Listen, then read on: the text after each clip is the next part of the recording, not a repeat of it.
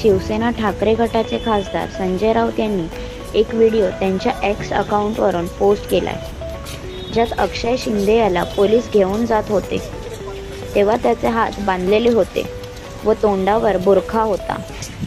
त्यामुळे अक्षय शिंदे यांनी पोलिसांवर हल्ला केला का? नक्की काय घडले? कोणाला वाचवण्यासाठी शिंदे फडणवीस हा बनाव करत आहेत? महाराष्ट्राला सत्य कळायला हवे, असं म्हणत संजय राऊत यांनी फडणवीस शिंदे यांना सवाल केला आहे।